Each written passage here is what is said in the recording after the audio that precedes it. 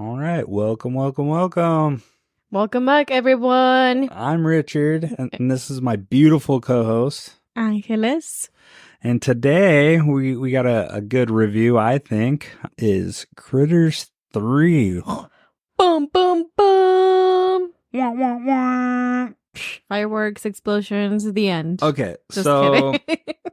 this movie, Angels, you've never seen this movie before? Nope. I thought you were in for a real treat. How did you like this movie? Dude, I fucking loved it. You did? Fun. I did. Your serious opinion right now. Serious opinion, quality-wise, was not all there, but it's funny. I liked it. I thought it was really entertaining.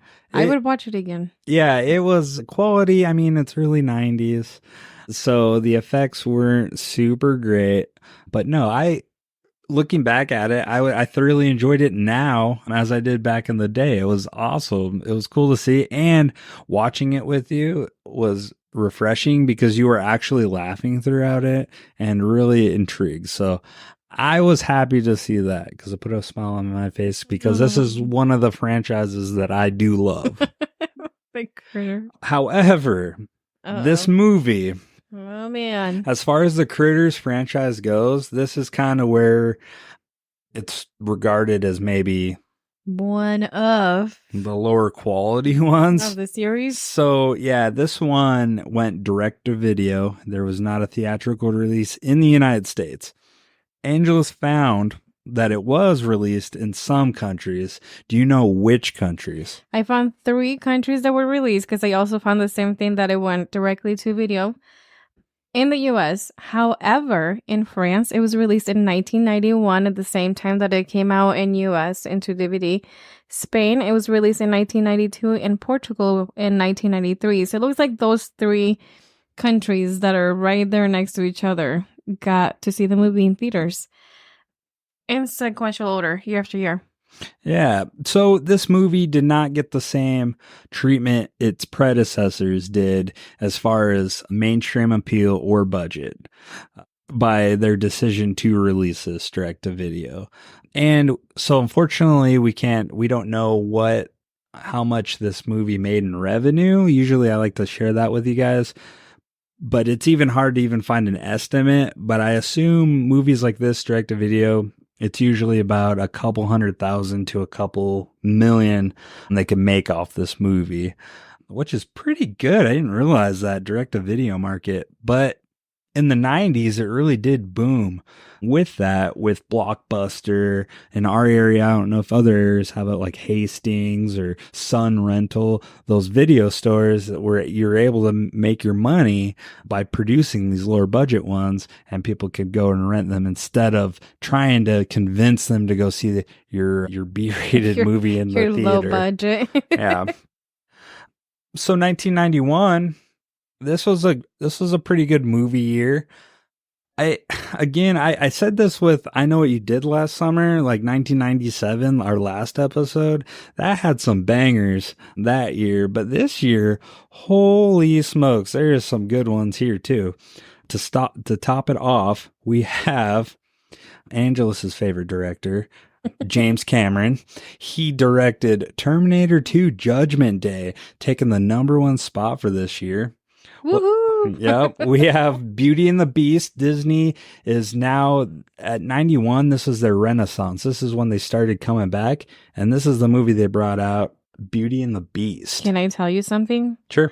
I've never watched Beauty and the Beast in its entirety. In its entirety? No, I've caught bits and pieces of both the 1991 version and the remake that they did, the live version.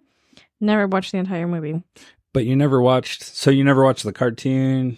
Not the entire cartoon. I've caught over the past several years. Now you bits and pieces that I've sat in, either with, I don't even know that my daughter watched it all. Have you watched all of them? Yeah, she has. Maybe I caught scenes here and there, but not the entire movie. Anyways. Fascinating. Now you say that, I don't think I've ever caught the whole movie either. Fascinating. So we have Beauty and the Beast that comes out. Apparently we haven't seen it in its entirety. And then one of my favorite movies, Silence of the Lambs. Oh, dude, this movie, Oh my god, I could drool over this movie. I love Silence of the Lambs too. Anthony Hopkins. Oh, perfect portrayal. Jodie Hannibal Foster. Lecter. Yeah. Yeah. Jodie Foster. Oh my god, the whole cast. We're gonna have to cover this movie down the road. Would you agree? Yes. Several awards: Best Picture, Director, Actor, Best Actress. It swept the Academy Awards if I remember right. It was an awesome movie. All around perfect movie. Number 4, we have 4 and 5 here. This was the year of what's his name? Kevin Costner.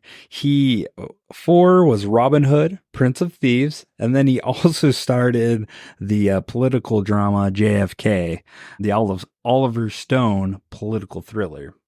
So those movies, did you see any of those? Maybe Robin Hood. I watched them both. I'm not a big fan of either, or I could take it or leave it. But this number 6, Point Break. Man, you've got, not only do you got Keanu Reeves, you got Patrick Swayze, you got bank robbing and surfing all in one movie, plus Dead President Mass. So you got it all in that movie, which is awesome. Which we got to watch Point Break if you've never seen it. I don't think I have. Oh shit, guys, we're watching Point Break. She's gonna tell me Jake Gyllenhaal's in that one too. I know, it doesn't sound like you. And then 7, we have The Addams Family. 8, Thelma and Louise. 9, Fried Green Tomatoes. And 10, Cape Fear with Robert De Niro, Bobby D. And Martin Scorsese directed. I like Cape Fear. That's a good one that maybe we'll cover too. It's not super horror, but it's horror adjacent, and it's definitely a thriller. So yeah, it was a big year for the movies. Yeah, we also have a couple other not top 10, but honorable mentions. My Girl with Anna That is a good one. and Macaulay Culkin. Jamie Lee Curtis was in there too. I didn't know that. Yeah. Child's Play 3. And Richard's favorite, Puppet Master number 3. Oh my fucking god. The Puppet Master series, guys, I'm sorry. What, even number 1, and you guys can ridicule me for this. Those movies are piles of shit, dude. Okay. Do you have any other movies?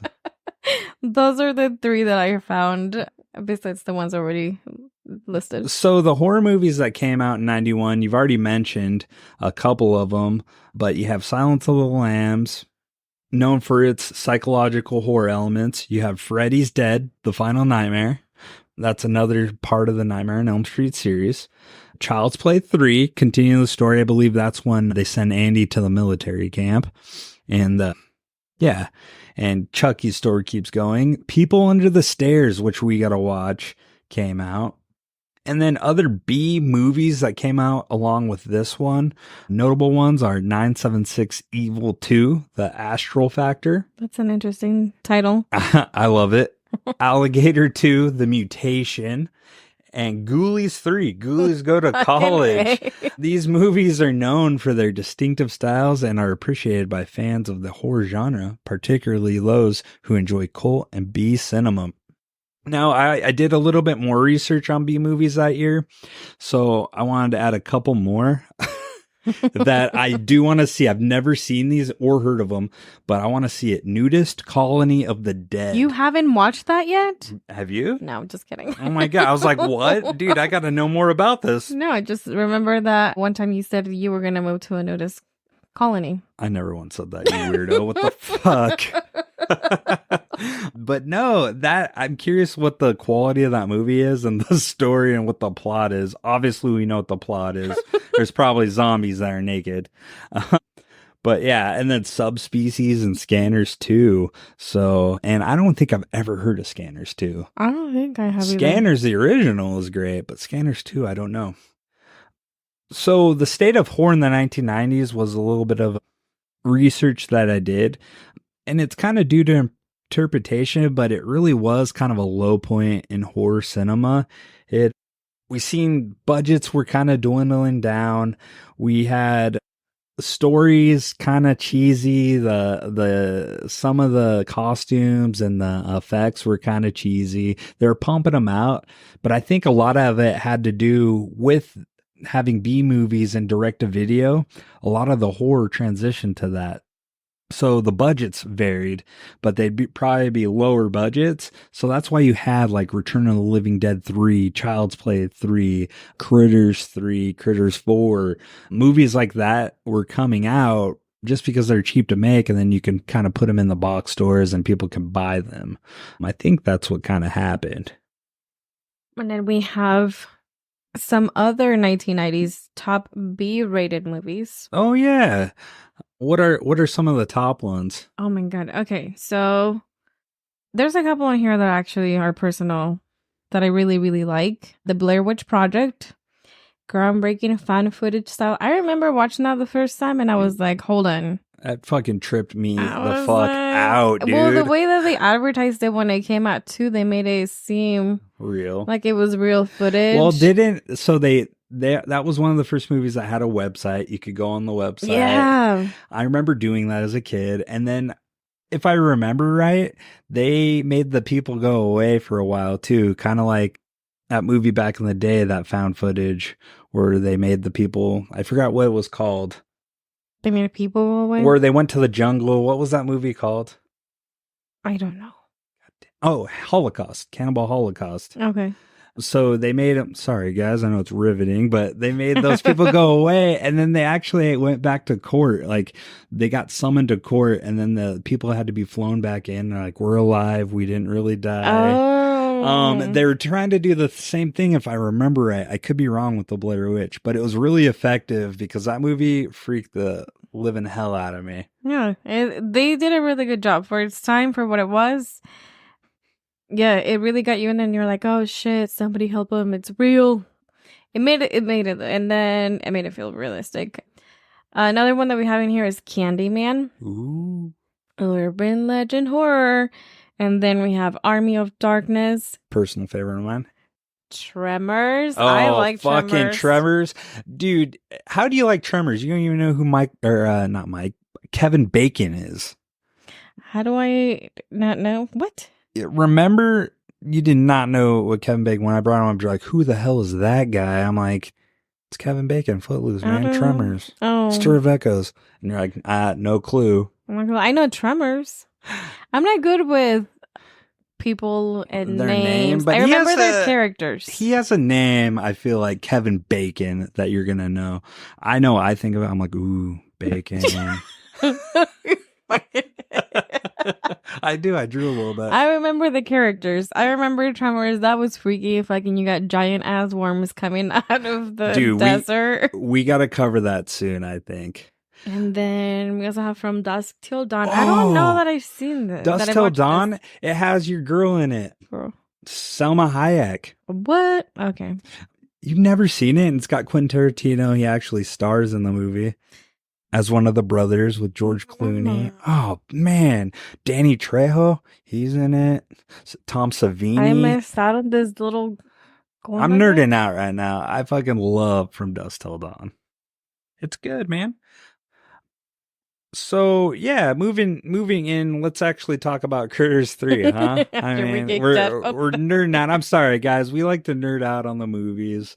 It's very nostalgic for me. I kind of go back and think about all the movies I watched and enjoyed. But with Critters 3, our director was Christine Peterson. I don't think I've ever heard of her before, and for good reason. Some of the movies that I didn't find that she directed a lot of films, and the notable films that she did direct were this film, Critters 3 in 1991, Body Chemistry 2, The Voice of a Stranger, 1992. This was a thriller film as part of the Body Chemistry series, dealing with themes of obsession and mutilation. So I don't know anything about that series. I've never heard of it either. So please don't ridicule me, but if I need to know about this, let me know. Because the series, Body Chemistry, could be cool. She also did Slumber Party Massacre 3. So she was doing a lot of sequels and threequels.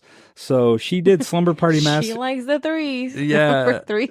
Slumber Party Massacre 3 came out in 1990, prior to Critters 3. And then she also, in 1995, this was the last notable movie that I came across was Kickboxer 5. Moving away from horror, she directed this martial arts action film, which is part of the Kickboxer franchise. Again, I don't know about this franchise. Do you know anything about Kickboxer? No. I kind of want to have a weekend, like a Saturday, just watching all kickboxing movies. You might pick up a few moves. So aside from her feature film work, Christine Peterson has also been involved in television and short film projects, showcasing her versatility as a director. But I couldn't really find anything in particular that she did, just that she was in that, and she often had to work within the constraints of a lower budget in filmmaking. Interesting. Yeah. Do you want to talk about the writer, or do you want me? Writer for Critters 3 was David Shaw. He is a screenwriter, author among the horror and science fiction genre. He's participated in a lot of movies, television shows, fiction elements, thriller, horror. Some of his more notable films that Richard found, number one being the Texas Chainsaw Massacre 3. He wrote the screenplay for the sequel on the franchise. Which I think Renee Zellweger and Matthew McConaughey were in those ones. This particular one? I think. I could be wrong on that. I didn't look it up, but I believe they are. And then she also wrote... He also wrote. My apologies.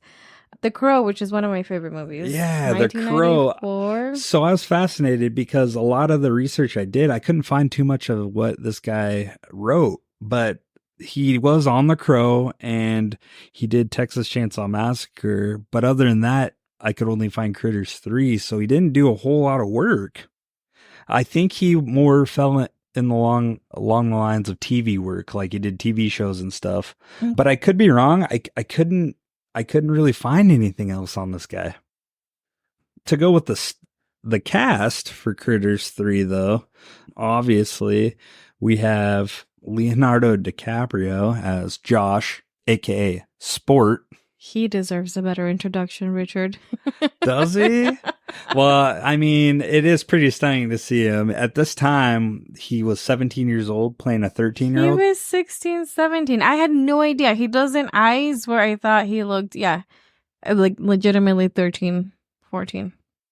He had a baby face. That was crazy. So he plays a rebellious teenager who becomes one of the key figures in fighting against the critters. DiCaprio, we all know, would go on to become one of Hollywood's leading actors, known for his roles in blockbuster films and critically acclaimed performances. Okay. So before he was sinking ships and killing bears. And winning one whole Oscar, which is bullshit. Wow. Oh, you think he should win more? He should have. I do too. A lot of really good films that he's been in. Yeah. The other thing, the description that they had for him being a rebellious teenager, I disagree with that. I thought he was a good kid. I thought he was a good kid. He didn't like his stepdad. But which we're going to get into. His dude, some of the characters are a little outlandish. But no, I agree with you. He was not a rebellious teenager. He just kind of did what he wanted, but he was cool about it. He was respectful. Yeah. So before starring in Critters 3, though, Leonardo DiCaprio appeared in several television shows. He had roles in The New Lassie, Parenthood, where he began to build his acting career. These TV appearances helped DiCaprio establish himself as a talented young actor, leading to his opportunity in Critters 3. Can I tell you a fun fact that I found about Leo in Critters 3? Please. After Critters 3, Leo is the only actor to not have been in a sequel to other movies or franchise after Critters 3. Damn. You know what? He learned his lesson. I also remember, so I know a lot about Leo, not because of me. Titanic. Okay, a long time ago, I had a coworker, shout out to Belle. She was in love with Leo. And I learned a lot of quote unquote coworker. Okay. Belle. You haven't met Belle. Okay. You know Belle. Okay. For those of you listening, my daughter is joining us today in the podcast. So if you hear the background talking, she's double checking that I'm not lying. But she was obsessed with Leo, and it was so funny. Every chance she could get, she would bring up Leonardo DiCaprio and how he was so handsome and so in love with him. Good looking dude. And I was like, Val, why? And she's like, not only that, she's like, he's not only good looking, but I don't know. Apparently, he's involved in a lot of social movements, environmental stuff. He donates a bunch of money to a lot of agencies. Yeah. It's a good for an Oscar campaign. Mm-hmm. Yeah. No, I'm kidding. It I'm finally kidding. worked out. So after Critters 3, though, this is where his career started rolling. So Critters 3 set the tone for him. His next role after this was This Boy's Life in 1993, where he starred alongside Robert De Niro. In this film, DiCaprio played the role of Tobias Wolff, a young boy dealing with turbulent relationship with his abusive stepfather, played by De Niro. I think right after this, then he played What's Eating Gilbert Grape, which I love that movie too, man. Johnny Depp trying to do the best for his family, and Leo with his like half-witted like brain. Who was their co-star? And the mom that they couldn't get out of the house. No, That not was the sad. mom. The girl that the Johnny Depp met, Gilbert, fell in love with, and at the end, he runs away with her. What's her name? Look it up. You got your phone. What's Eating Gilbert Grape is a good one. I like that. I love that movie. I know I discovered it on accident, and I was like, whoa. Whoa, when did you see it? Like recently? No, like, I don't know, like 8 years ago, Oh, 9 okay. years ago. I was like, this is a young... Oh, okay. So it was Juliette Lewis was the one, I believe. Thank you, Vienna. She's our fact checker here today. Yeah. Oh, John C. Reilly's in it? I got to do a little more research on that. But I digress. Let's get back to Critters, guys. So we have, after DiCaprio, which I think he pretty much, obviously, he's the guy of note that we'll talk about quite a bit. But then you have the dad, Clifford, played by John Calvin. Calvin is known for his work on television during the 80s and 90s. In Critters 3, he played Clifford, the father of the Brown family, who is trying to protect his children from the critter menace. But is he really trying to protect his children? He's very, very We'll talk about it. complacent. We have the daughter, Annie, played by Amy Brooks. Now, with her, she still acts till this day, but she's more on the Hallmark Channel, kind of like those. She's really stayed into the direct-to-TV kind of realm. But it also seems like she's still a lot in the horror genre. She's done other movies like Monster Man, True Crime, The Hillside Strangler, Sorority House Massacre in 1986. But she would have been really young in that. She would have been really young in that. Closed for Season, 2010. Yeah, so she played, I mean, those are movies that I've never heard of, but yeah, so she played in some horror, but from what I've seen, she's still acting very low profiled roles, but nevertheless, still a good actor. I thought she acted pretty good in this movie. Christian Cousins as Johnny, Annie's little brother. He plays in it. I thought the little kid did a pretty good job. Usually, I don't want to critique child acting, you know, because they're kids.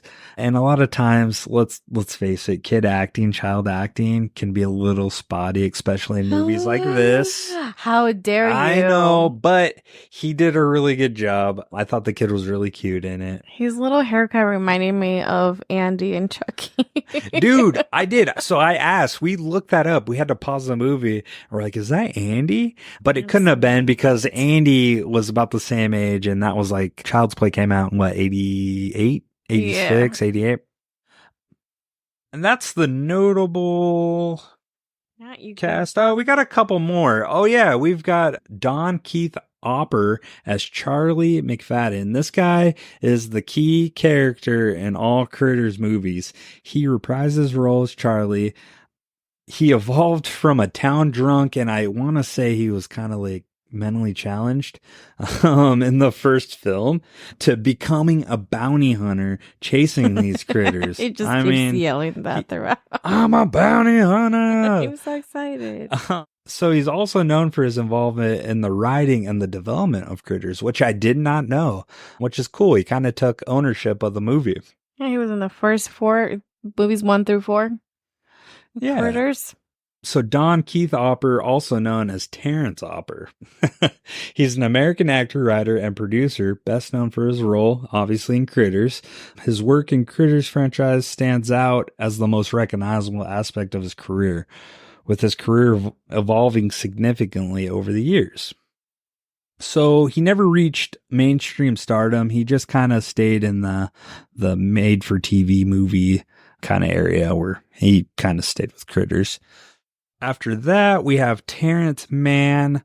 He's a shape-shifting bounty hunter. Pursuit of the Critters, which he's barely in this. I don't think we've seen him, did we? Really? No, it might have been one of those flashback Oh, scenes. yes. Oh, my God. From 1 and 2. You know you're in for a real treat when you start seeing flashbacks of the previous movies. So then you have Frances Bay as Mrs. Menchie's. She, if anybody remembers, is the grandma of Happy Gilmore. And she lived quite a while, 1919 to 2011, and she worked in TV and show a long time.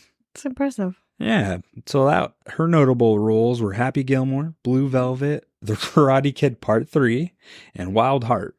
It's also in The Wedding Planner with our girl J-Lo. She is in what? The Wedding Planner. Was she? Briefly. Oh, during the ceremony. That's pretty cool. Oh, I forgot. The last character I hate in this movie. This fucking guy makes no sense. Jeffrey Blake as Frank Longo.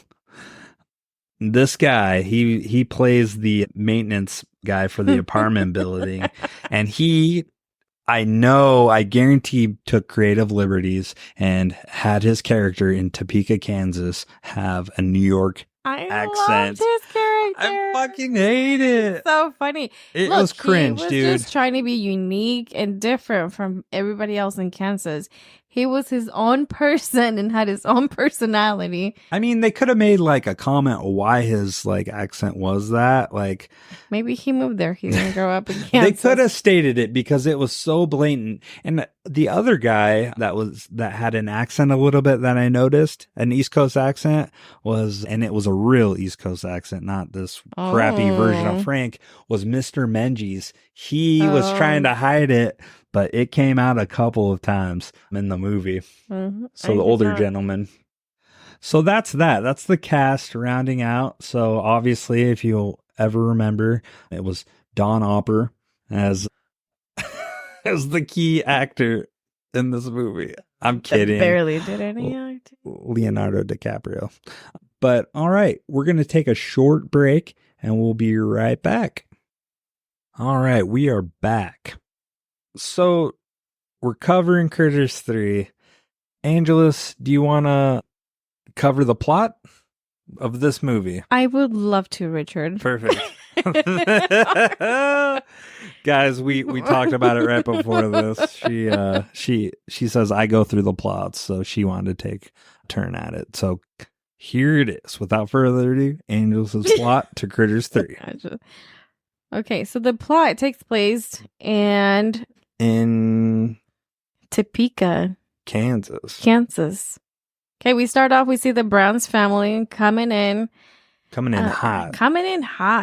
They make a stop, unknowingly carry this alien critters back home with them to Topeka, Kansas, where all havoc breaks loose.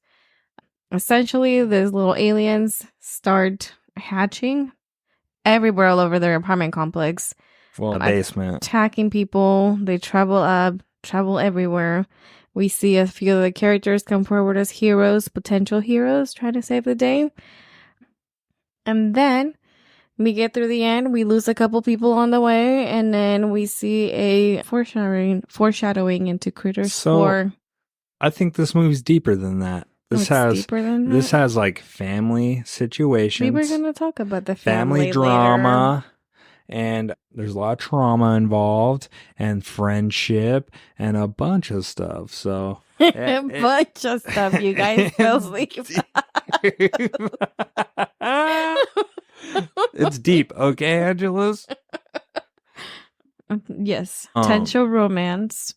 Yeah. Yeah, there's potential romance. It has everything that a good horror movie should have. Okay? And death. All right. So to start the movie off, Critters 3, like Angela said, we start with the Brown family coming in hot in their old truck with a camera on the back, singing, what was the song? Candy Mountain. I thought it was a made up song until you looked it up. I did too. I'm like, what the fuck? Are they just improvising this? Because I was like, it actually isn't halfway bad, but it is a terrible song, guys. It's Candy Mountain something. I can't remember. But yeah, if you can do the research, look it up. It's a real song, and they do literally sing it word for word. I shit you not. Bridger actually was supposed to sing it at the start of this episode. We were gonna sing it together. We were gonna sing it together, but she didn't want to do it. She shit on it. Okay, guys. I just said I don't know the lyrics. I had the lyrics. Okay, my bad. Next time. So yeah, they're coming in. Oh, thanks, champ. Sport. The can would have worked, but The can. And Richard has his assistant today, delivering soda pop. Yeah, what are you drinking? I was a little parched. What are you drinking? They're not sponsors, so it's soda pop. Soda pop. Does it have any specific flavor? 23 flavors in it. our natural, I'm sure. You forgot the carbonation. Oh yeah. Okay. And a glass because he's fancy. I didn't ask for the glass, so good job. I didn't want ice. It's cool. It's a glass drink like the dad and the landlord in the movie. Okay, let's get back to this movie. Thank you, Vienna. Okay. So they're rolling in, they're singing the song. They look like a happy family. A flat tire happens, and this is the craziest part. He's like, oh, God, hold on, guys. And they ride this flat tire out for a half mile or so. To the next rest area. Burning up that fucking rim, dude. Like, there's no way. He should have just parked on the side and changed that tire. There was plenty of room he was to determined. park. Anyways, they roll up into this rest stop, barreling in. He gets out. They do a little investigation. They're like, oh my God, this is awesome view. We'll go check it out. And by the way, I want to point out their wardrobes are freaking awesome. Their Grand Canyon 1990s hats. I want one. Oh, they're like highlighter hats. Yeah, I got to find one. Those are cool, man. He had a blue one. Johnny had a green, fluorescent green one. And then Annie has one, a pink one that's on the dash. Mm-hmm. Just super cool. I like them. Thrift stores. So yeah, they're coming in, and this is kind of where they make it known that the mom died. Yeah, 2 years ago. Mom has been dead for 2 years, Dad. Yeah, and she's kind of like playing a kind of a needy child. She's like, why can't we just build up houses at this rest stop like Gilligan's Island? This is where Richard and I see differences in this character. A little needy. He thinks Annie's needy. I think she only has one parent, and she wants to spend some quality time with her dad and her brother. No shame in that. No, I don't think there's shame in it. How she's going about it, though, if I was the father, I'd be annoyed. I'd be like, dude, come on. I'd have been like, yes, sweetie, yes, we can live in a happy house. What about his have trauma? Dinners Okay. together all the time, whatever you want. So yeah, anyways, they're like, okay, don't go far, but go venture off. Drink a Coke and a smile. And I thought you said no brands. Oh yeah. A soda pop and a smile and go off. At this point, little Johnny is throwing the frisbee. He throws it kind of far down it looked like down a little like rock side. Yeah. A little steep. So he's going to go down there. He's contemplating going down there. And at this point, we see one of our future A-listers come in. Dun, dun, dun, dun. Leonardo DiCaprio comes in, grabs the kid. He's like, hey, what the hell? There's badgers or something down there. It's like, what are you doing? And who do you belong to? And Johnny's like, who do you belong I to? know. I'll fire back. He's like, excuse you.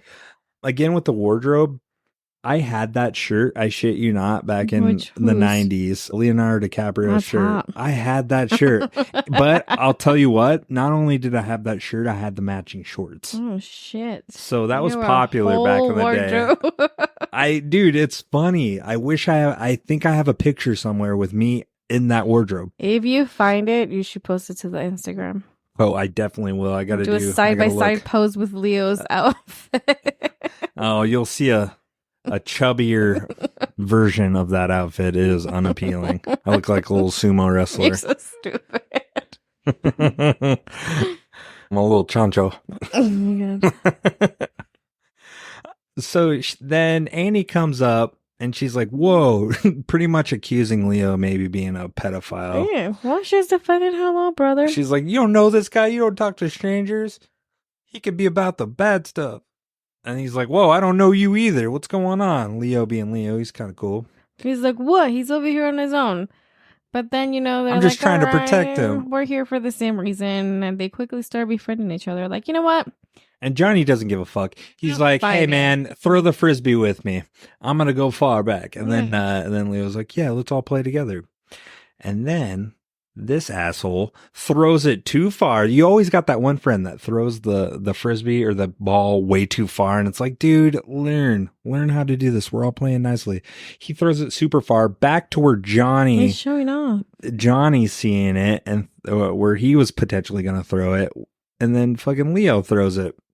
So then they go down there and they're all like, oh my God. And somehow there's like 10 other kids with them. I know, they just appear. Like they all started following him. There's like random kids that were not introduced. So my thing is, at a rest stop, I've been to a few rest stops in my day. Is it ever kids just hanging out, having fun, having a picnic and barbecues and shit? Not in the recent years that I've seen. Everybody gets off, does their business, and then turns back around. But apparently this is, it's 1991. So maybe this was a thing back then. I don't know, Richard. I'm calling bullshit, man. So maybe it's the Midwest thing. I know up here in the Northwest, that is not a thing. Okay. But we had serial killers, we had the Bundys, the Green River Killer. Oh, God. There ain't no way in hell my mom was letting me run around at a rest stop. With other children. No. And nor were other parents letting them do that. So these were fucking. So they go down. Cool parents. Yeah. So Leo and the gang, Josh and the gang, scale the hill. They go down there. They find the frisbee. This is another part of the cheesy ass movie. Was this frisbee? They made it look like it was like deep somewhere, like you'd think it was like over a pond or something. He needed a stick to get it out. He could clearly bend over and grab that, but they were acting like he couldn't. Yeah, that was a little. It's cheesy for the theatrics. Yeah, and so when he does go to grab it, finally, after messing with the stick for 10 minutes, the frisbee just gets sucked down underground. Yeah, and then bam, our lead character that's in all of the Critters movies, Charlie, the bounty hunter, comes exploding out, and he has a Tarzan scream. Like he's like, oh, that was perfect. So he does, and that was a recording, and I know I'm skipping ahead a little bit, but you hear that same exact recording 2 more times in the movie, and I'll pinpoint it out when we get to him. Are you gonna do the Tarzan? I'll do it every time. Perfect. I'm excited. Yeah, I don't know why. That was kind of I think one of a creative liberties to that part of the movie. But he comes out. These kids should be running for their lives, screaming like, whoa, stranger danger, stranger danger. But they're not. They're like, whoa, that's cool. Look at this homeless guy sleeping in a ditch. And he looks like a complete unhoused person. Unhoused. And what's he say? I can't. Yeah, exactly. Even he's like, you don't play here. He's like, they eat. He's being super vague about what he's talking about. He's concerned. He just starts getting at the kids. They should not be there. They eat. They just eat everything they can. And I found it interesting that Leo's the only one that was like, you weirdo, kind of calling him out. Like, you're You're not all there, man. Yeah. Well, then Meanwhile, the other kids are like, what? yeah, and at this point, and you know a movie's going to be bad when they do a quick 2-minute montage of what happened in the first and second movie. Connectivity, continuity. But no, you know it's bad. Like they do a deep dive, pretty much run through the two movies. Yeah, and Charlie's was like a long time ago, 1984. Which is wrong because it was 1986 and they said as much in the same movie, by the way. Mr. Menchie says 1986. He says 1986 on the newspapers when shit went down. But because I just like to throw shit into the mix, what if 1984 is when the little aliens arrived and it took them 2 years to come out and start eating people? Yeah, but Charlie wasn't aware of them until 1986. And he said 1984. He forgot. He went into a coma. I don't know. He was mentally challenged and a drunk, so. But he sobered up since, and in that, I thought this was funny watching you watch this when in the thing he's a bounty hunter and he's like, I'm a bounty hunter. And then he explodes into the critters like. It was, so I've never watched Critters 1 and 2. So watching this clip in Critters 3, I was like, what the hell is going on? You see him in a bicycle, pulls out a bottle of liquor, starts drinking it, sees a UFO fly above him. What's the new name for UFOs? They renamed them recently. Over the past few years. There's a new name. Anyways, there's a flying thing. And they're then aliens, goddammit. It just jumps through and through and through, and there's a man in a bunny suit jumping through a church, and it ends with a bunch of like flash scenes. Here's Charlie suited up.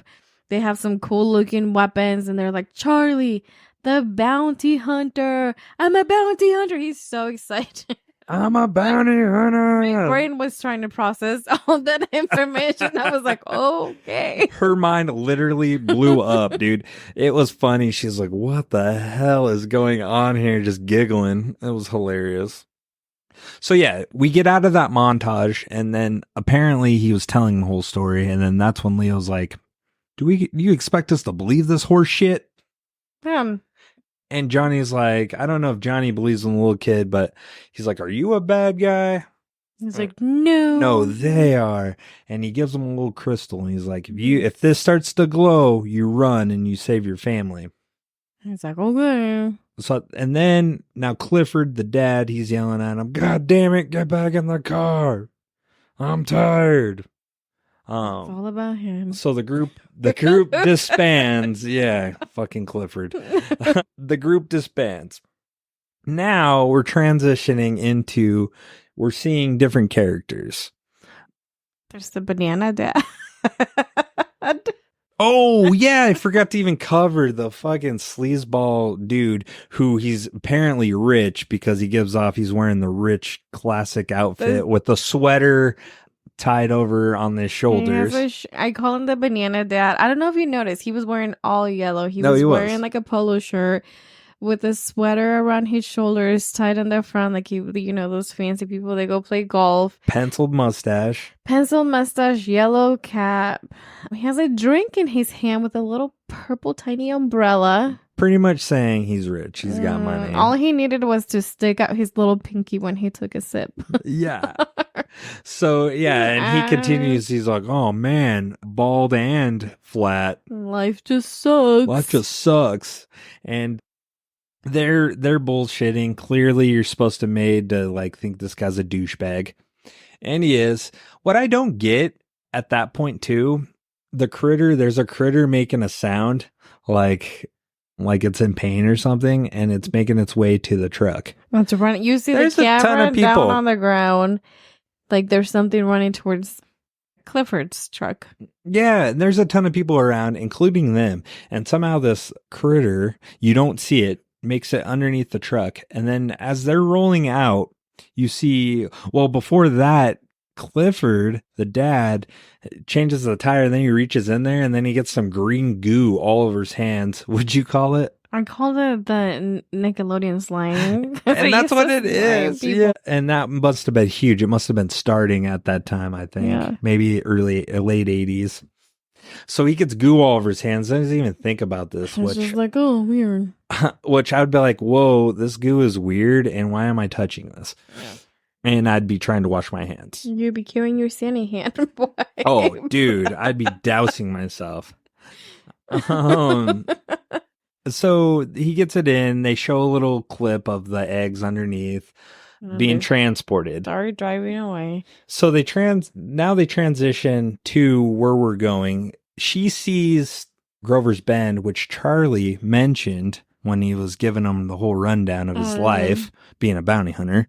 And she's like, Grover's Bend, huh? Still thinks he's bullshitting. Mm-hmm. Then, so now we transition to the main scene where it's going to be, and that's going to be the apartment complex in Topeka, Kansas. This is a different setting. This is more urban than it was in the previous two, where they're kind of rural Kansas. This is urban, big city, which is kind of a cool backdrop for this. Although it doesn't play an effect because instead of the big, spacious, atmospheric rural Kansas, now we're just stuck in an apartment complex, somehow making it smaller. I think it worked for the film, though. You think so? Yeah. I mean, I haven't watched the first two, so I don't know what that looked like. For purposes of the movie, how big their budget was, and the quality of the film, I think it worked. I mean, you have, it's an apartment complex, but you move throughout the floors from the basement, you make your way up. So it was affected. Don't get me wrong. It gave it enough space and enough room to breathe, definitely, because they had different levels to it. Yeah. So this is where we meet a guy named Mario. He's being evicted out of the apartment complex. Apparently, I don't know. It wasn't clear. He wasn't paying rent, or there was rats, or what. There's mention of rats eventually, but I don't think not quite. What was the reason why he was being evicted? I don't know that they made it clear for him.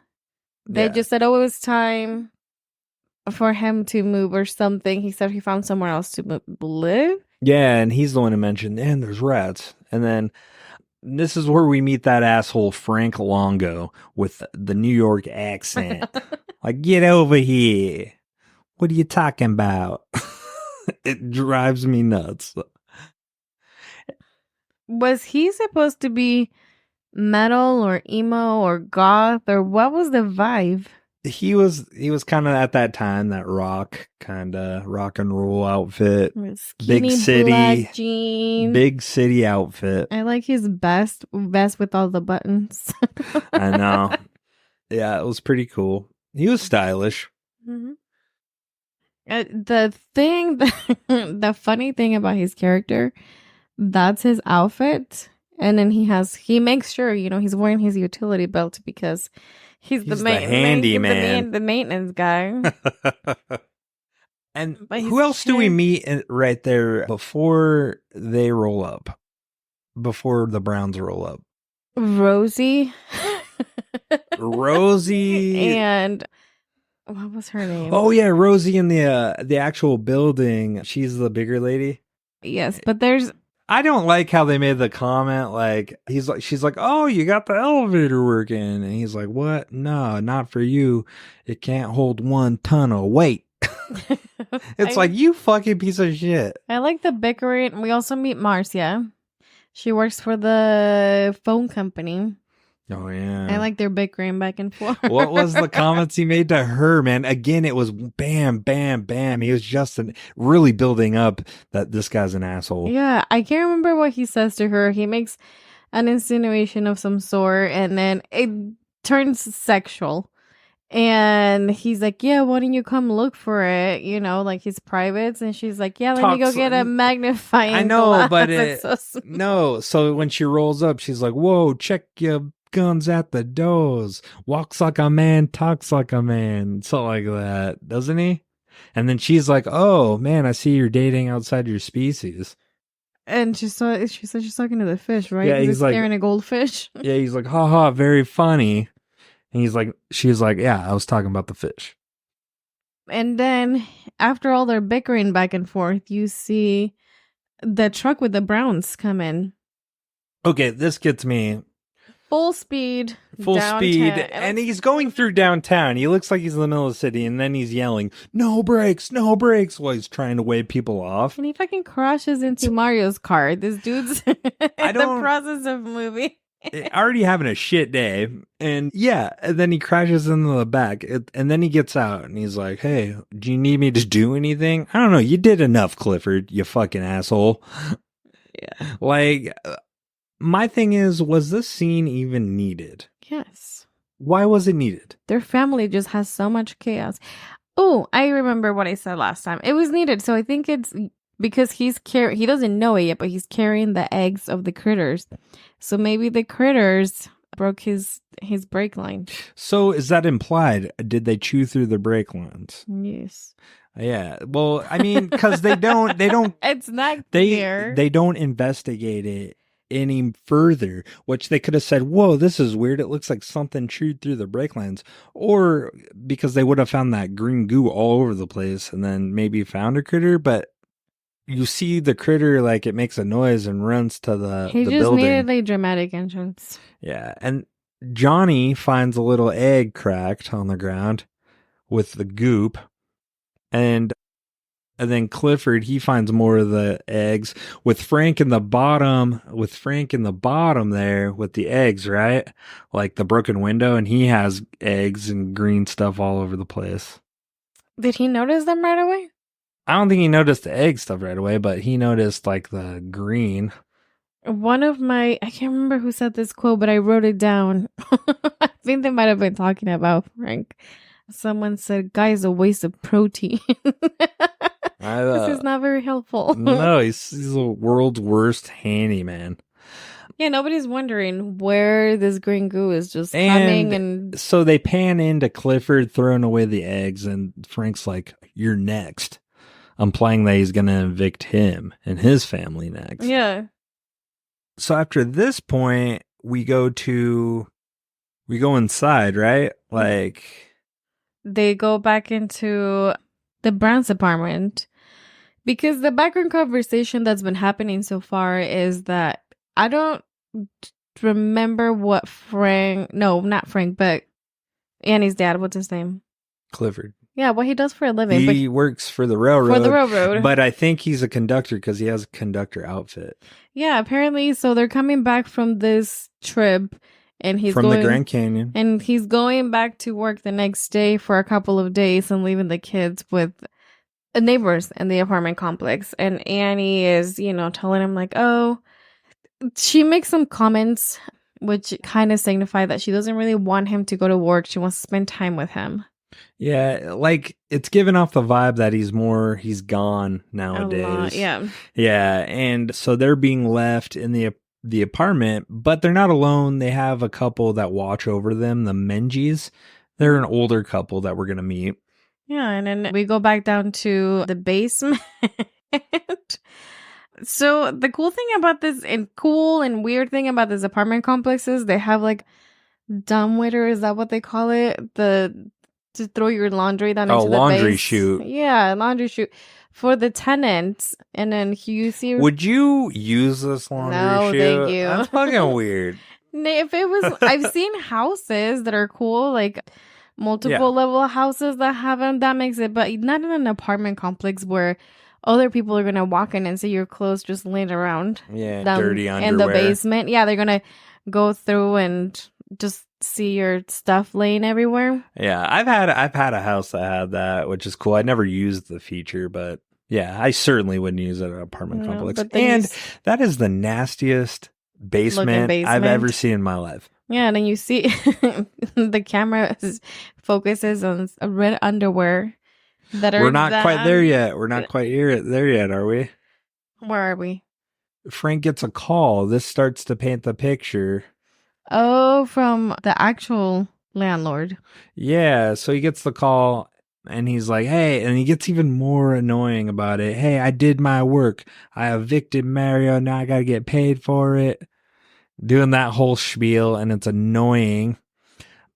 he gets up because he hears stuff. He actually looks in the vent and he's like, hey, you're supposed to be doing your work. So he's been releasing rats because it shows rats in a cage. And he's like, oh, maybe I'll give you to the old people tonight.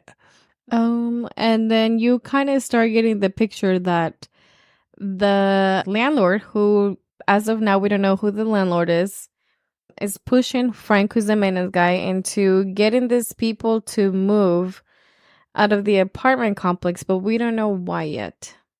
No, yeah, but it's weird. We're starting to get the vibe that this is intentional. It's not just a terrible, shitty apartment complex. They're purposely making it uncomfortable to where people are forced to move on their own. So I'm pretty sure Mario found rats, and that's why he was kind of getting out of there. It was kind of a dump. Yeah. So Frank, he goes in and he's seeing more stuff. He does go into the laundry room that you were starting to talk about. And because, what was her name? Rosie drops all her clothes down. There's a bra that lands on the ground.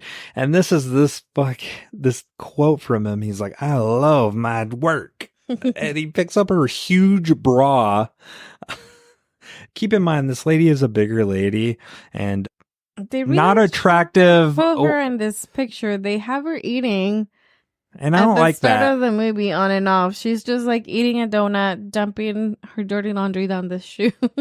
I don't like that they were kind of doing that. I get they're trying to paint a picture of a character, but I just think there's better ways. She was a heavier set character, but nevertheless, Frank picks up her bra and is like, oh my god, like having a mini erection in his pants after he made a comment about her being overweight and not being able to go into the elevator. Yeah. And then he sees the bra, but then he sees on the actual washer dryer her underwear. Oh, yeah. And it's pulsating, so it's pretty much saying there's a critter underneath kind of moving around. And he goes to reach for it, doesn't he? Yeah. And then he hears something across the way, like something gets knocked over on the shelf. And this is where we get our first victim is Frank, because the critter then attacks his neck. And he just jumps straight at him and starts chewing at his neck. Blood splattering. It shows splatter on the floor. He's trying to reach for a screwdriver to try to. Did he get it? Yeah, he eventually gets that one knocked off, but then another one comes and gets his chest.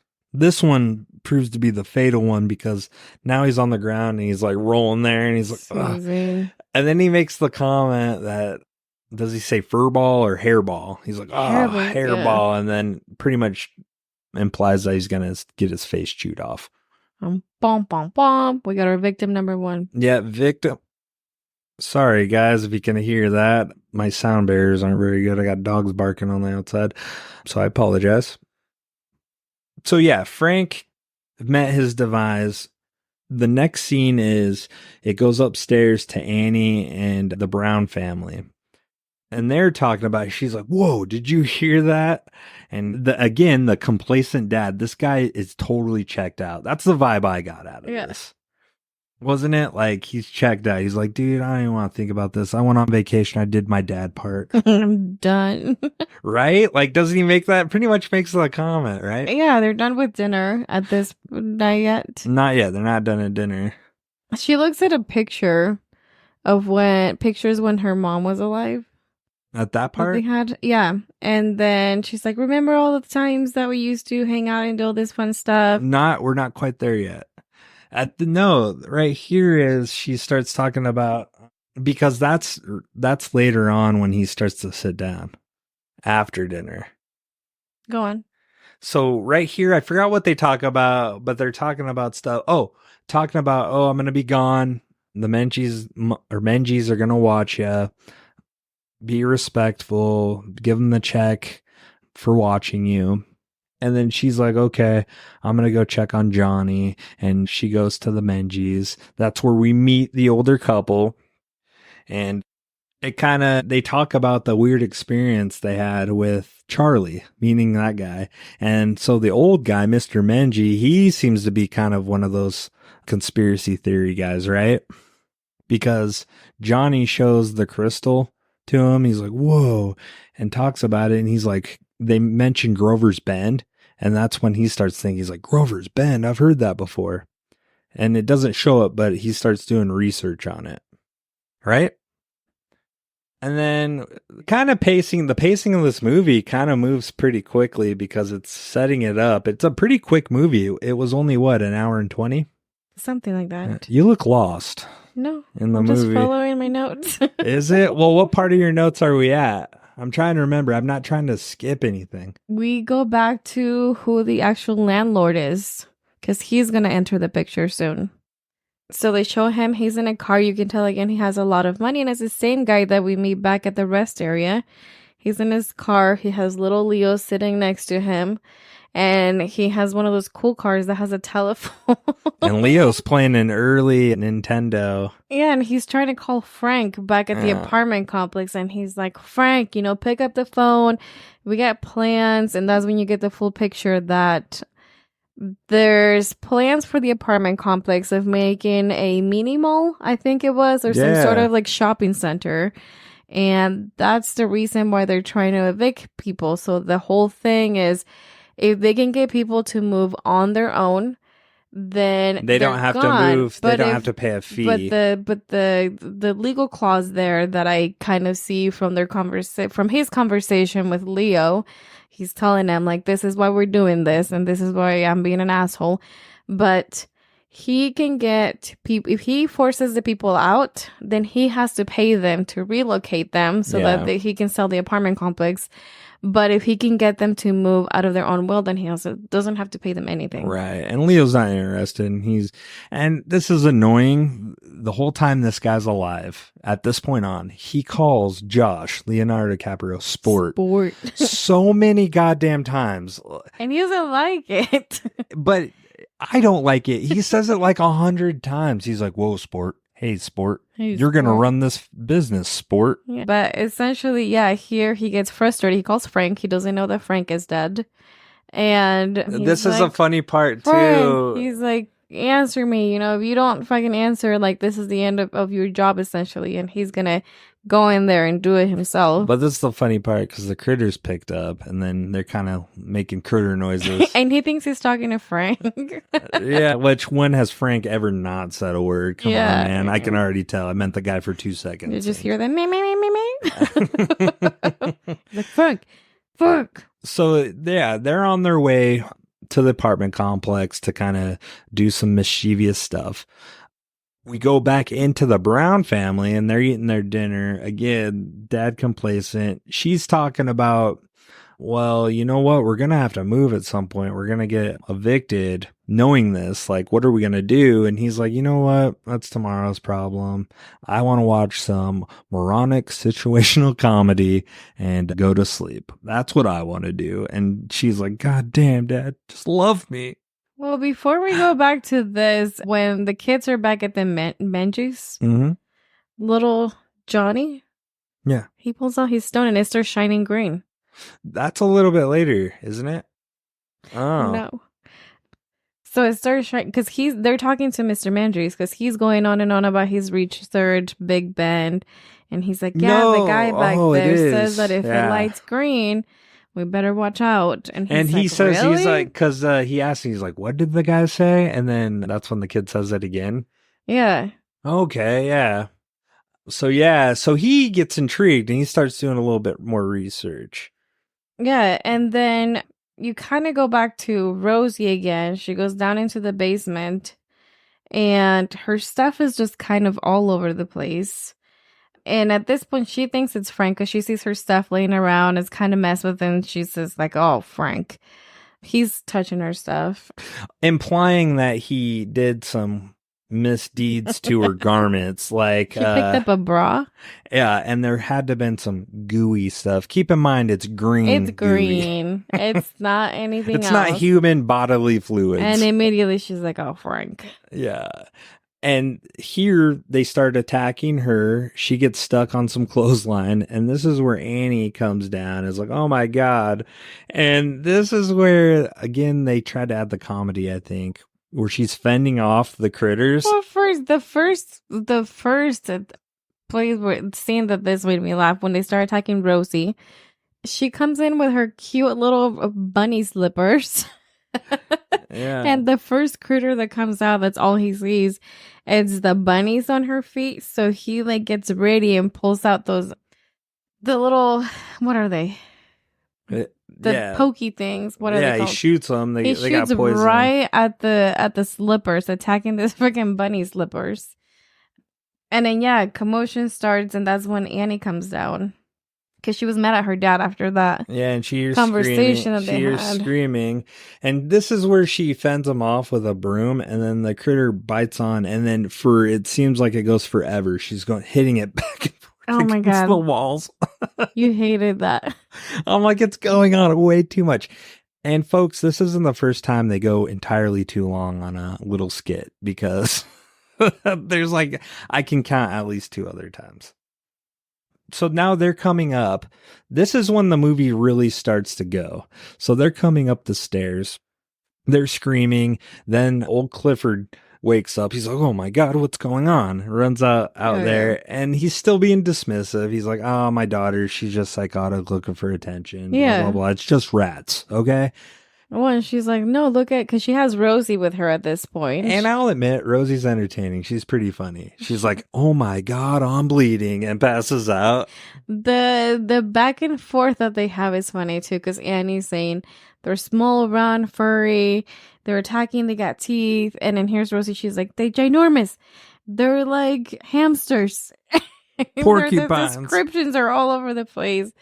And he's like, no, they're the daddy, Clifford. He's like, they're just rats. And he's like, aliens in a basement? Yeah, and that's when she's like, but look at her leg. And she's like, oh, Rosie, you're bleeding.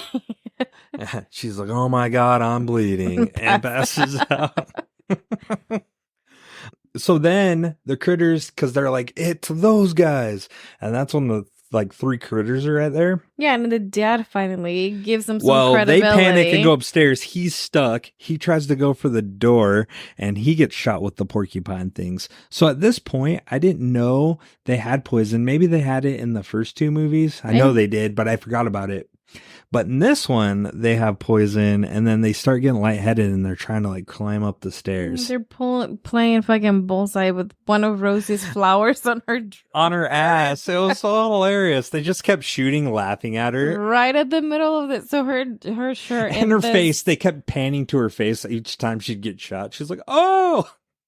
Her outfit, she has this. She has a muumuu pants, and then this really, really long muumuu white shirt, muumuu looking thing with red flowers everywhere. What are the things in the hair? Oh, she has curlers on her hair the entire time. I told Vienna that was her alter ego. I could see that. Yeah, so they're going up, and then this is a stupid part of the movie. I don't think they really needed this part for the comic. I liked it. They show the bowling back to back. So Annie has a garbage that she's going to throw down the stairs at the critters, and then they show a bowling clip side by side, and then it's like she hits a full strike as she hits all the critters. They go flying in the air. Right? Yeah, you can tell Annie, and she was getting entertainment out of it. She was eating joy. She had a big smile on her face. Dude, I'm pretty sure she did a fist like a good old Tom Brady. Yes, we did it. I just want to know why right now, so far, we've seen critters and we've seen 3 adults that have seen the critters, but only Annie has been really the one to fight them off. She fucking took one, swung it around with a mop, and now she's playing bowling with it. And all the other 3 adults are just like, oh no. I know. Stumbling all over the place. It's so dumb.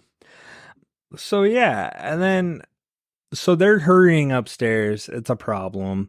And it takes a long time to get upstairs because then the landlord shows up. Yeah. Him and Josh. And the landlord's, did we say that? He's the stepdad to Josh? They acknowledge it in the movie coming up. Yeah.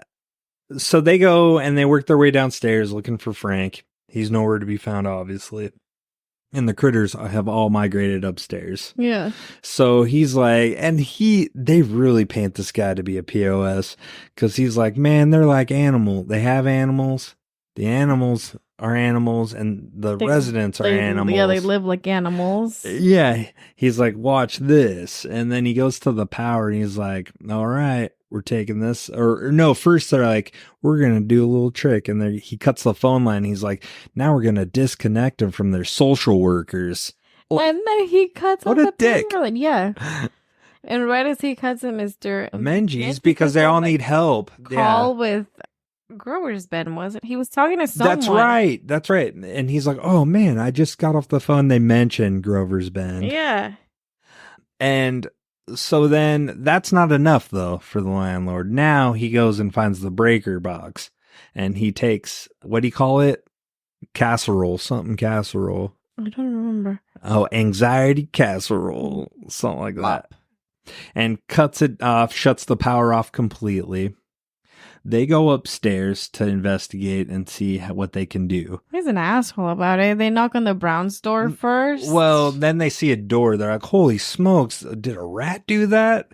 And he's like, well, someone's going to be paying me for a door. Yeah. And he hears a TV. He's like, whoa, they must have cut into the main emergency power. I'm thinking that they're so desperate to sit there and watch TV as the power limit is out. I don't know why, but I like this, the line he delivers. He's like, this is the landlord. I have matters to discuss. As he's walking in. And this is the stupid part of the movie, though, because the power got cut, right? But before this, we didn't mention it. The Browns TV shorted out. It didn't work. So he mentions to Annie, hey, go bring your battery powered TV in here. I need to watch TV to sleep. Sets this whole thing up. So the TV's playing. They got Julia Childs on the TV. Cooking. Yeah, Julia Childs. And there's 3 critters sitting there. And I don't know what's the landlord's name?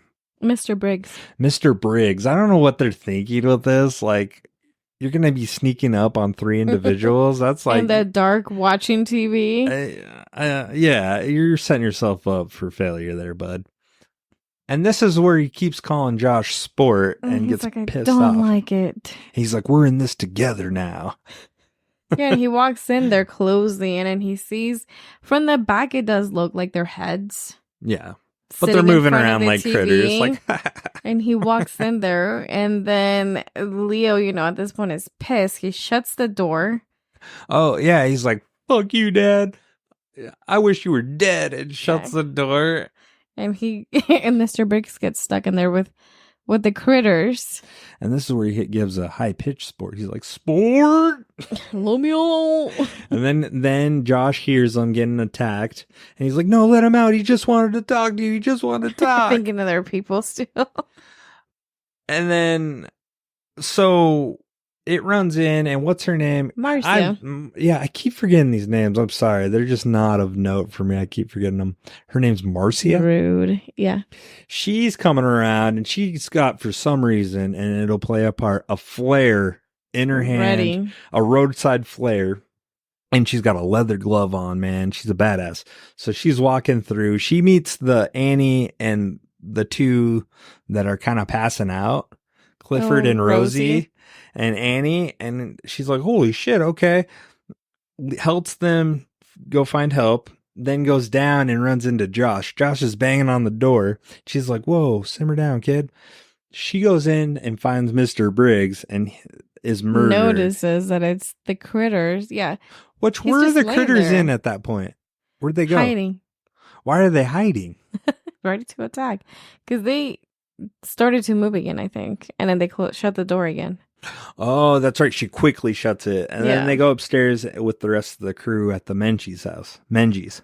Yeah, and then Josh, he's scared. He's like, but my dad, he's my stepdad. And she's like, sorry, there's nothing we can do for him now. He's gone. Well, she's like, who is he? Your stepdad or your dad? He's like, no. My stepdad.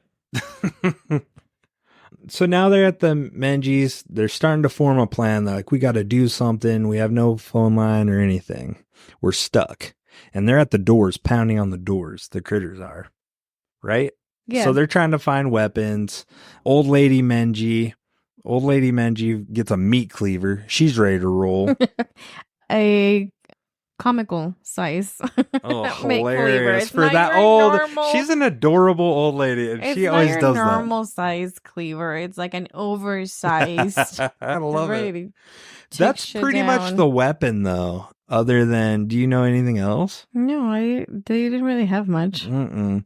So, but before they get into that apartment, I believe that flare plays a part now into this. Solely, the only reason they had this flare as long in this movie as they did is so she could shove that flare down her critter's throat, and he'd fall down the clothes chute, the hamper chute, and catch fire on all the clothes. Yeah. So some of this movie is a little. The one thing I wanted to know, so Rosie, you see her for a couple scenes wearing a couple different outfits. Mm-hmm. She's always wearing her hair rollers. I just wanted to know, where is she going? Usually you put them on, you're trying to get your hair done and go out, but She's getting ready for church, man. Her laundry. Yeah. So they arm themselves with whatever they can find. They quickly find that they're stuck, so they don't know where to go, but then they find an access in the ceiling. So they go up there, and this shows pretty much full access to, you can get to the elevators, you can get out to look outside. So they try this, right? They go to the vents, and Marcia goes out, and she's like, whoa. Leo's like, you could do that? And she makes the comment, I could do anything. I work for the phone company. I'm like, oh, Jesus Christ. What's that mean, dude? You work for the phone company. You're a badass. Oh, my God. And he's like, okay. So she has a plan. She's going to scale the side of the building and then tap into the phone line and call for help. But before they make it all the way upstairs, all of them. Mm-hmm. Although the door's closed, they're keeping an eye on the door to see if the critters are gonna, break through. Mm-hmm. Magically, you just start seeing them come out of the cupboards. And you have a great. So while they're up there, you have a great scene that takes place. Which I can kind of get why they get a comparison, especially in this movie, to the Gremlins. Because they're doing Gremlins-like stuff now. They are. And you in particularly love this part of the movie because you're pretty entertained. You were laughing the whole way through. Funny. It was. But one's drinking dish soap, and they're eating the tarts. They're like cheering him on. He's like holding the bottle in his hand. And he's kind of like, do I do it? And they're like, yeah. And he's like, starts chugging this bottle of soap. They're just eating everything that they can. They're fucking just laughing. The ham and beans that the Menjies were eating. The ham and beans. One eats that. He gets a little gassy. Bloated. His belly gets all big and he farts.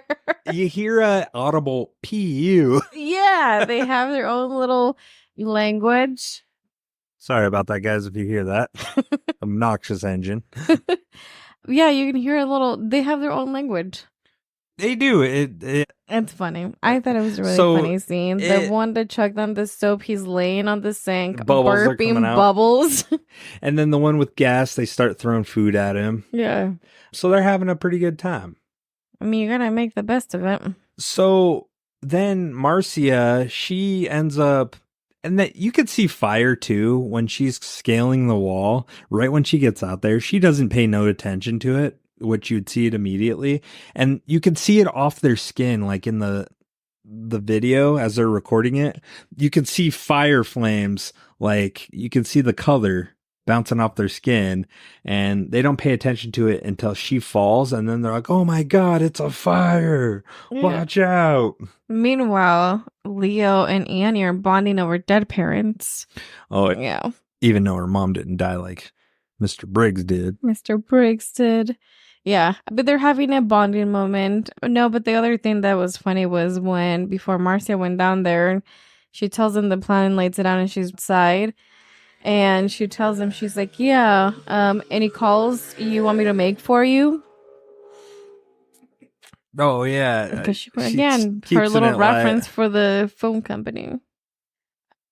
Yeah, and she goes down, starts making her way out down, trying to be the hero and rescue everybody, make her way out of the building. And then going down, she trips. Did she trip or did the line just give out? So that's when they see the fire. Like, oh my God, that's a fire. She looks, she's like, whoa. No And then, then the wires give way. Her leg gets trapped. She's dangling there. And they do a little, like, I assume it's for comedy, but she's like, oh God, phone booth. So she's going to try to make the call. So she's swinging with her arms back and forth, pushing herself, which the scene goes way too long. If you look, okay, so Marcia, the character, she looks like she works out. One of the earlier scenes, she's wearing like a short sleeve shirt.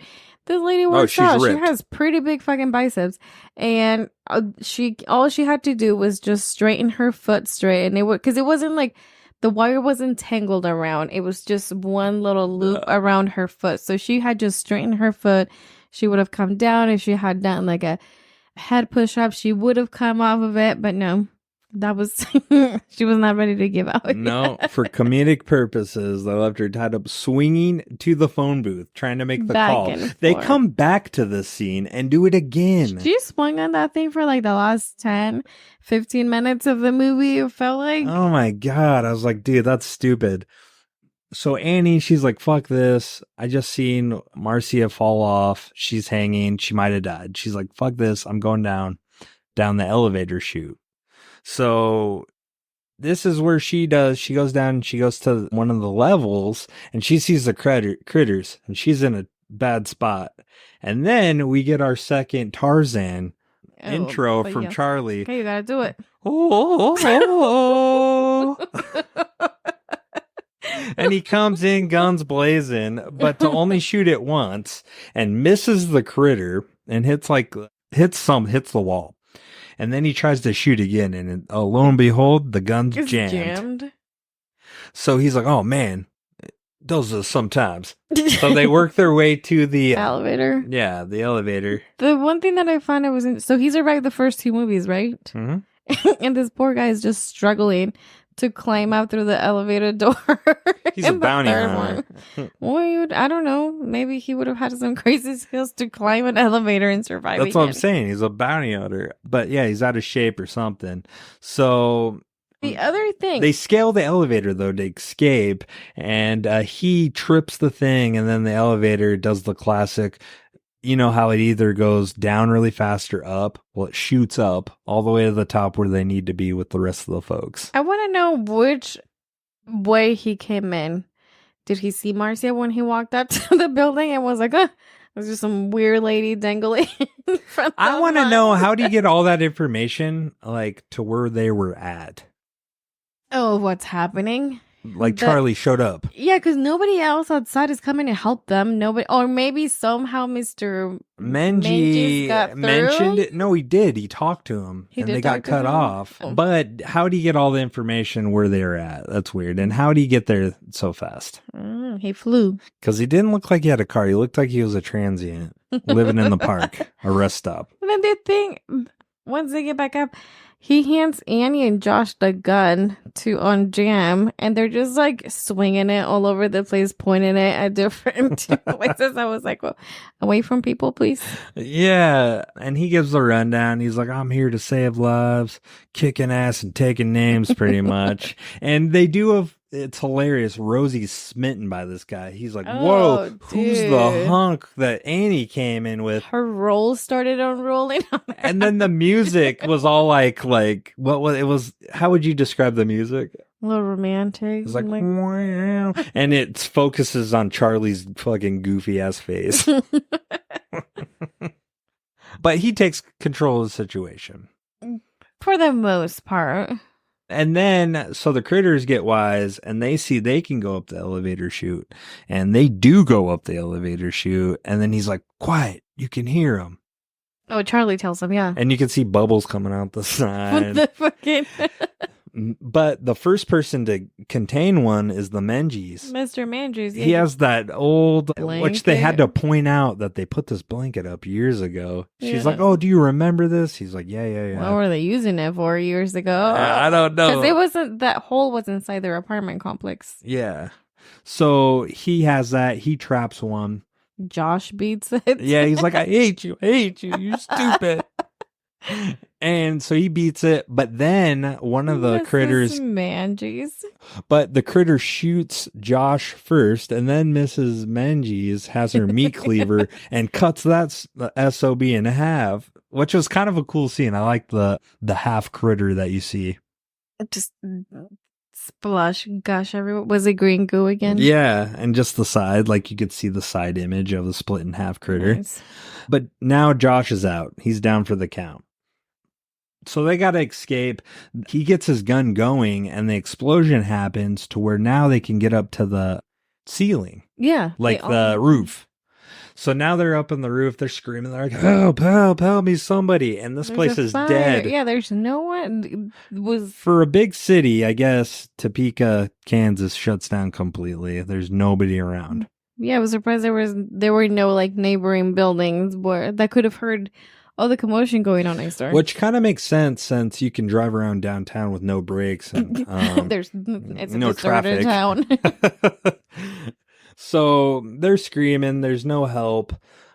One of the critters did survive. The one Josh was beaten to death in the blanket was still halfway alive. So it shows that. It pans to that moving around. And they're all up there trying to figure it out. Well, Annie's like, hey, Johnny, get away from the ledge. He's like, Marcia's down there. And she's like, I don't care. And now it shows the little crystal still glowing green.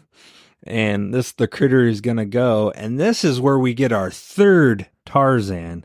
You try it. No, this is your thing. You got to try it. You try it and I'll do it. Oh. Oh. Charlie to the rescue.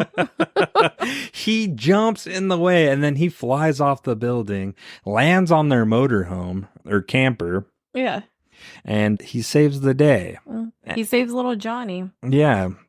And he doesn't save he saves that part, but Annie runs, miraculously grabs Johnny right when he's falling off the side. And pulls him back. Yeah, pulls him up. So all is well. Finally, the fire trucks start showing up and someone. What's his name? Charlie. He has a little kebab of the critter that was on like a satellite. He looks at it. He goes and hides that shit, dude. He wanted to keep it. Gross. Because they said we couldn't find anything. Like no evidence of this alien stuff. Mm-hmm. Everything got burnt up. Marcia's still dangling. They pan back to Marcia and she's still dangling. With her arms crossed. She's like, it's about time.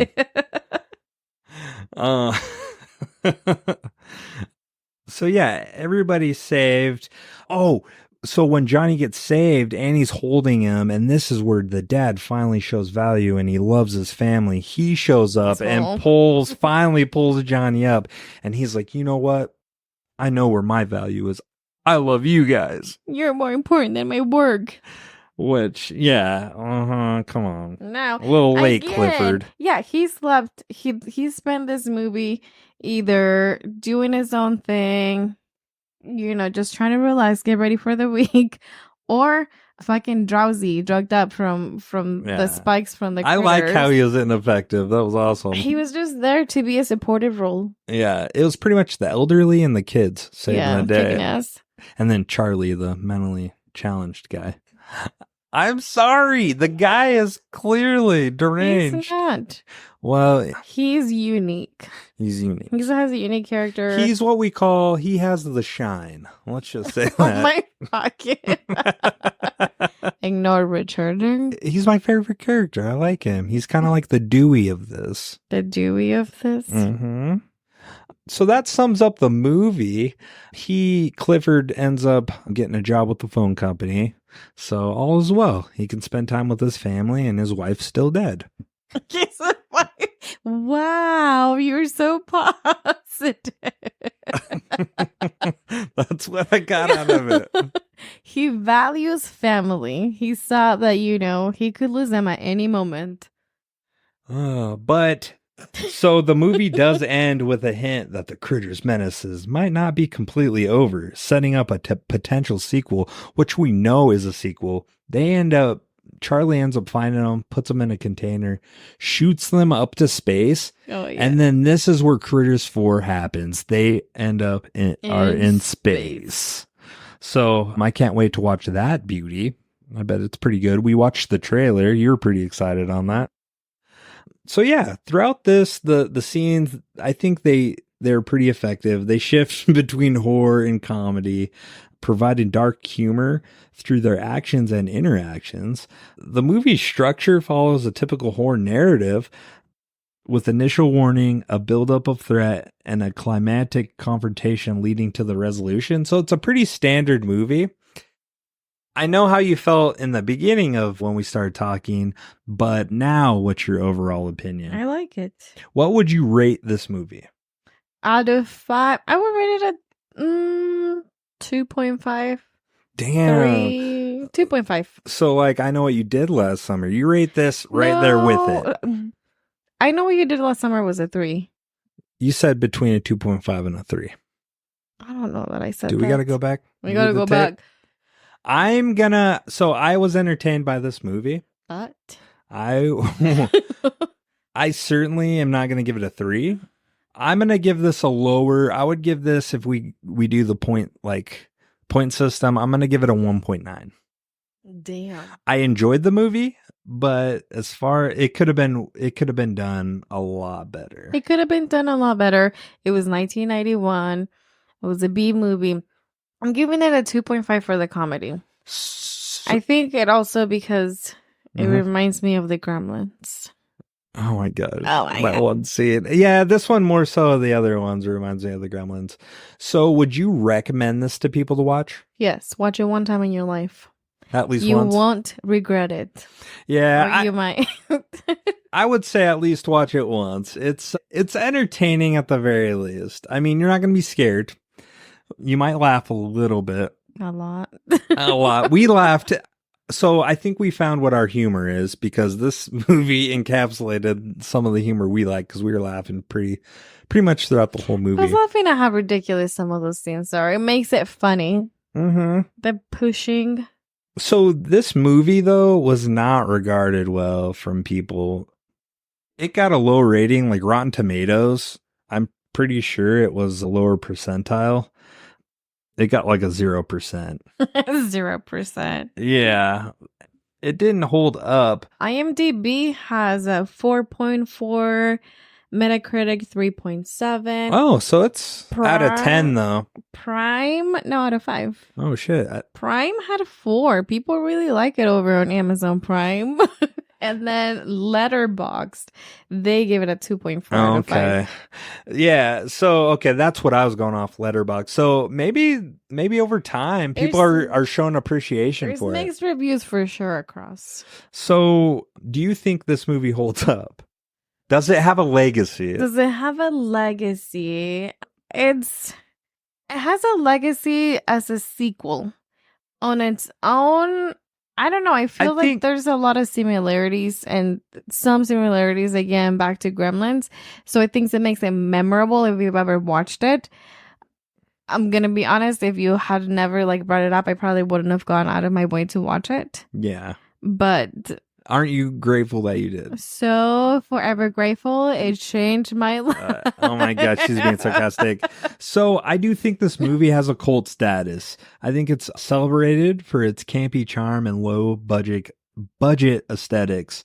I think people really do enjoy that. I know when I'm looking back at that, I know what I'm watching, guys, and I'm in for it. It's a guilty pleasure. Yeah, if you know what to expect.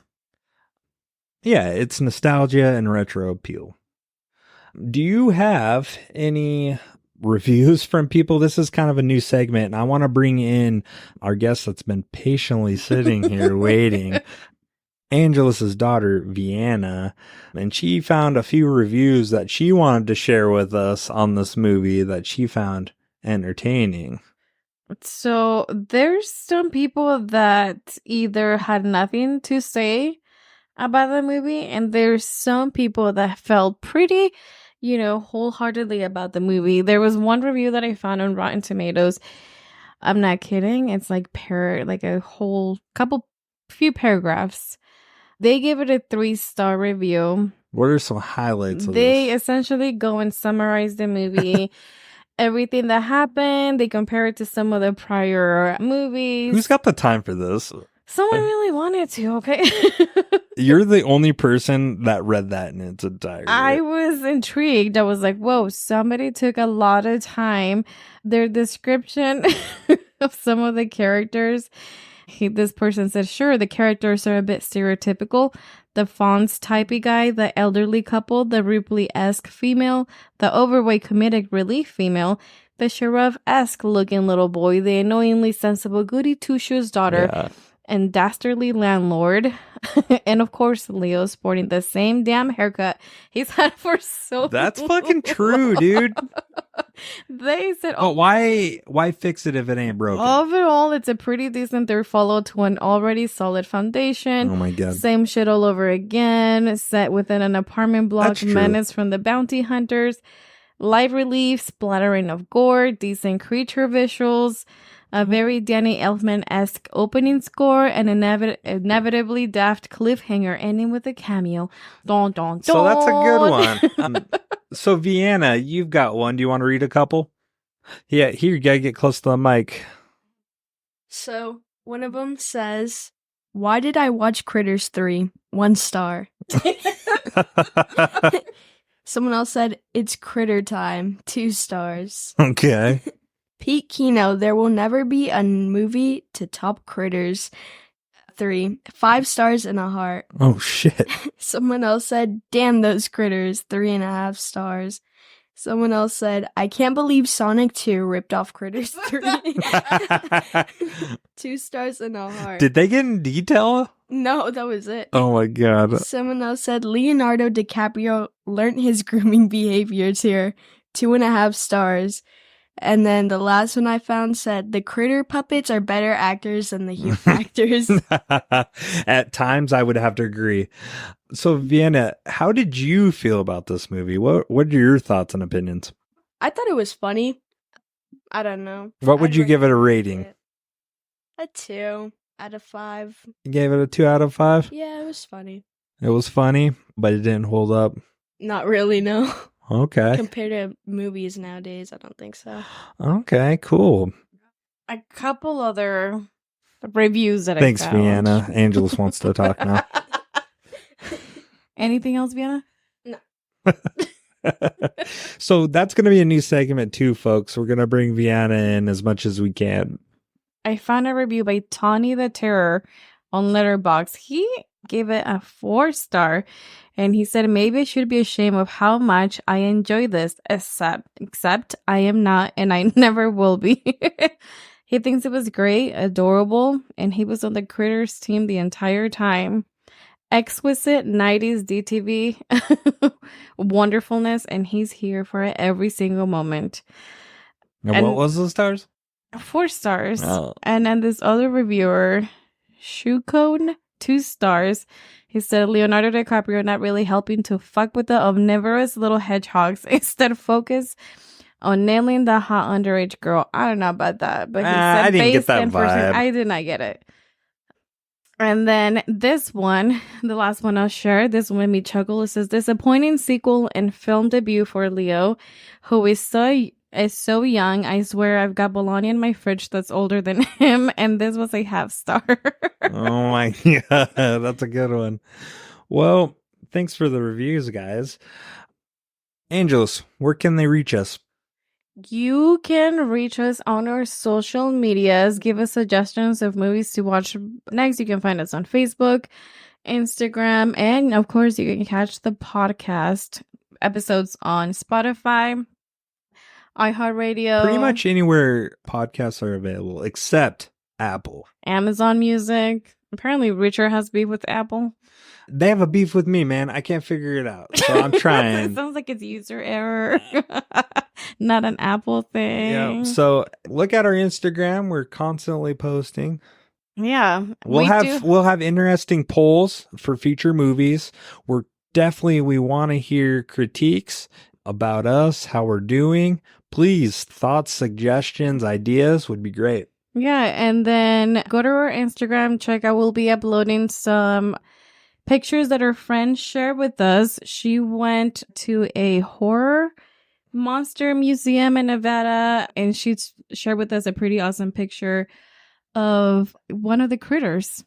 Yeah. So, and that's somewhere I think we need to go for a vacation in the summer. The Tom Devlin Monster Museum in Nevada. Yeah. If you've ever been, if you haven't been, go check it out. It looks pretty cool. Yeah. Send us pictures too. We'll gladly post it on our Instagram. Well, so with that, guys, we got to get going. I will talk to you later. Stay well. Stay obsessed. Stay cool. Stay cool. All right. Bye.